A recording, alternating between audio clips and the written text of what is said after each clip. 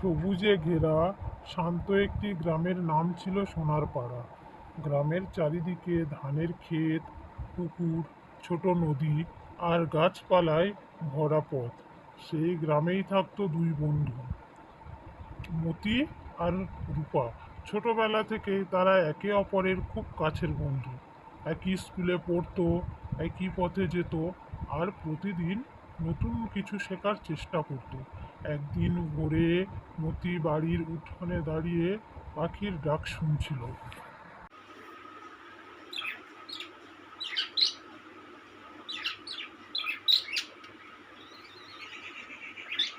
রূপা মতিদের বাড়িতে এসে বলল, চলো আজ আমরা একটু আগে স্কুলে যাই।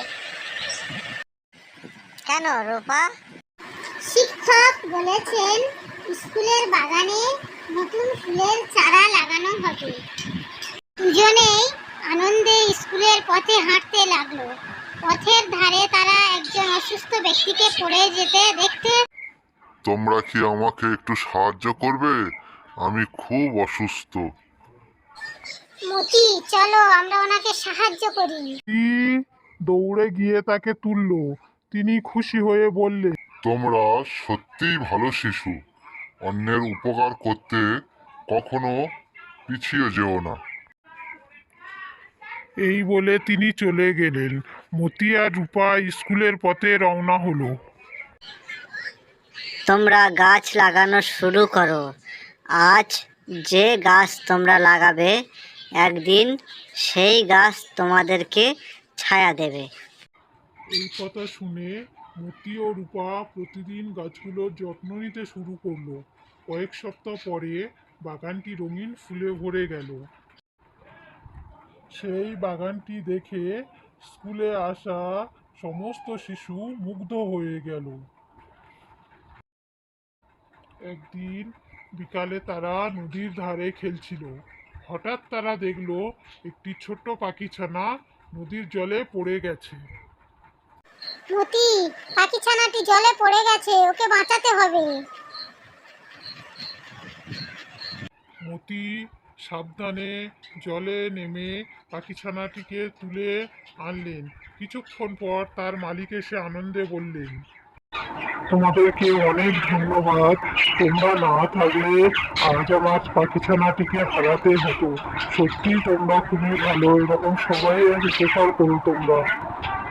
ও রূপা, তুমি এসেছো আমাদের বাড়িতে, খুব ভালো হয়েছে। তোমরা দুজনে খুব ভালো বন্ধু।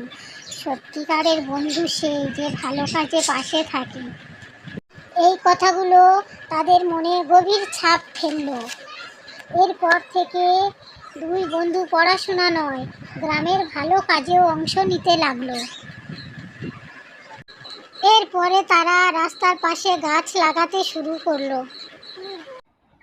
এরপরে তারা রাস্তায় ঝাড়ু মেরে রাস্তা পরিষ্কার করত আর শিশুদের পড়া শেখাতো। বাচ্চারা, আজ আমি তোমাদের ইংরেজি পড়াবো। A for apple, B for ball, C for cat, D for doll. শোনো বাচ্চারা, আজ আমি তোমাদের বাংলা ছড়া শেখাবো। তাই তাই তাই, মামা বাড়ি যাই, মামা বাড়ি ভারী মজা, কিল চড় নাই। ঠিক আছে বাচ্চারা, আজকের এই পর্যন্ত, আবার কালকের হবে। আজ তোমাদের ছুটি। একদিন গ্রামের স্কুলে পরিষ্কার পরিচ্ছন্নতা অভিযান শুরু হলো। সেখানে মতি ও রূপা উপস্থিত ছিল। আমরা যদি আমাদের গ্রাম পরিষ্কার পরিচ্ছন্ন রাখি, তাহলে সবাই সুস্থ থাকবে স্যার। ছোট কাজ থেকেই বড় পরিবর্তন শুরু হয়। তাদের এই রকমের কথাবার্তা শুনে স্যার ম্যাডাম তাদের প্রতি মুগ্ধ হলো। তাদের কথা শুনে গ্রামের আরও অনেক ছেলে মেয়ে তাদের কাজে এগিয়ে এলো। তারা সবাই স্কুল পরিষ্কার করত, রাস্তাঘাট পরিষ্কার করত, ছোট ছোট গাছ বড় গাছ তারা যত্ন নিতে লাগলো আর শুকনো গাছে জল দিয়ে বাঁচাত। এক সময় সেই ছোট ছোট গাছ বড় হয়ে ছায়া দিতে শুরু করলো, ফুলের বাগানে ফুল ফুটলো। আমি চাই আমরা যেন আমাদের এই গ্রামের কথা কখনো না ভুলে যাই। রূপা, এসো আমরা প্রতিজ্ঞা করি আমরা সব সময় সৎ থাকবো, মানুষের পাশে থাকবো আর আমাদের গ্রামকে ভালোবাসবো। ঠিক আছে মতি, প্রতিজ্ঞা রইল। বন্ধুত্ব আর ভালো কাজ, এটাই হবে আমাদের জীবনের সবচেয়ে বড় শক্তি।